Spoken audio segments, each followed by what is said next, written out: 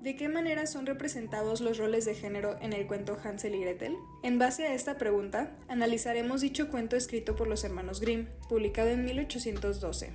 Nos apoyaremos de las teorías propuestas por Pilar Jiménez en torno al enmarcado y por Vitonte y Guijuelo sobre el enunciado, con el fin de evidenciar cómo el lenguaje y la construcción narrativa reproducen estereotipos tradicionales sobre los roles de género.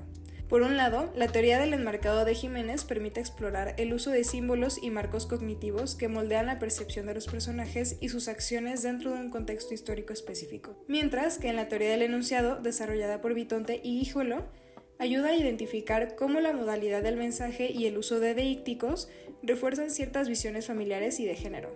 A lo largo del texto se mostrará cómo estos elementos no son meramente narrativos, sino que reflejan y perpetúan valores sociales del contexto en el que fue creado el cuento. Para esta ocasión proporcionaremos el siguiente método mezclando con las dos teorías mencionadas anteriormente. Se realizó un formato de preguntas y respuestas, esto con el fin de facilitar la indagación, que quede claro el objetivo que estamos buscando y también de tener una conclusión clara a la pregunta propuesta. Empezando por la teoría del enmarcado, está el concepto de interacción simbólica. Los frames se producen en un mundo común en el que se ubican emisor y receptor, que comparten multitud y recursos simbólicos. Jiménez 2006, página 11. Este concepto se refiere a la manera en la que el enunciador, en este caso el narrador, y el enunciatario, en este caso la audiencia, se relacionan y se comunican a través de símbolos. Las dinámicas de género mostradas en el cuento están influenciadas por el contexto histórico y social del siglo XIX, año en el que fue escrito. Hansel es representado como un niño ingenioso y protector, lo que coincide con la imagen masculina de ser valiente y astuto. Algunos ejemplos de este comportamiento en Hansel son cuando consolaba a su hermana en múltiples ocasiones de angustia y cuando ingeniaba formas de regresar a casa cuando eran abandonados en el bosque. Grimm y Grimm, párrafos 2, 3, 4, 6, 7 y 8. Es decir, tomó las decisiones más relevantes al inicio de la historia. Por otro lado, Gretel se presenta en un rol más pasivo. Algunos ejemplos de este comportamiento son cuando le lloraba a su hermano angustiada por el miedo de ser abandonada y cuando se encargó de administrar el alimento de los dos cuando fueron abandonados. Grimm y Grimm, párrafos 2, 3, 5, 7, 8 y 9. Esto refleja la creencia cultural de la época de que las mujeres debían ser salvadas o protegidas y su comportamiento se dirigía más al de cuidadoras y maestras del hogar. El segundo concepto de esta teoría son los marcos cognitivos. Pilar Jiménez menciona que los marcos cognitivos tienen dos funciones críticas: estructuran el mundo contextualizando y orientan a los receptores sobre cómo deben pensar acerca de este mundo. Jiménez, 2006, página 3 y 4. Al inicio del cuento, la madrastra presiona a su marido para abandonar a los niños en el bosque, mientras que a él se le nombra como pobre leñador o pobre hombre. Cuando la mujer logra convencerlo de abandonar a sus hijos, el padre dice cosas como «me dan mucha lástima». Grimm y Grimm, párrafo 1.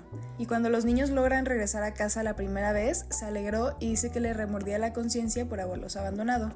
Grimm y Grimm, párrafo 5.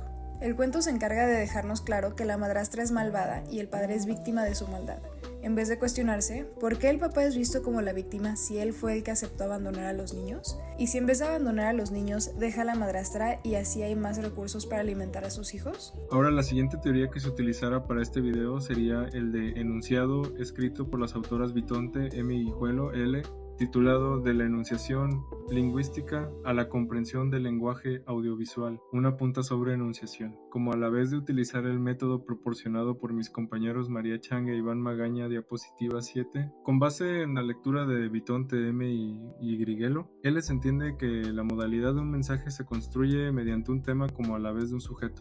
Las autoras mencionan lo siguiente: la modelización queda a cargo de las transformaciones sintácticas tales como a las operaciones de tematización tópico, comentario o tema, rema y b pasivación, localización de sujeto y agente, según Vitonte y Griguelo en la página 12, por lo que el cuento se presenta como una visión tradicional de género. Esto porque Hansel se presenta como alguien valiente y protector, mientras que Gretel como una persona dependiente. Por ejemplo, Hansel consolando a Gretel porque sus padres los abandonaron. Hansel también es astuto para volver a su propia casa con su hermana a salvo, mientras que en el caso de los deícticos, estos permiten ubicar personajes y acciones dentro del contexto, como lo sería mayoría las palabras él, ella y nosotros, que son palabras recurrentes respecto hacia un género, acción específica. Por ejemplo, ¿cómo voy a cargar sobre mí el abandonar a mis hijos en el bosque? Según los hermanos Grimm, párrafo 1. No seas necio, exclamó ella, según los hermanos Grimm, párrafo 1. Mientras nosotros nos vamos por el bosque, según los hermanos Grimm, párrafo 4. Por lo tanto, el cuento usa un lenguaje donde se refleja una ideología tradicional de los roles familiares y de género. En conclusión, Hansel y Gretel, visto con las teorías del enmarcado y del enunciado, evidencian cómo este cuento tradicional puede reforzar ideologías de género profundamente arraigadas en su contexto histórico. Esto por la interacción que revela cómo las palabras utilizadas por los hermanos Grimm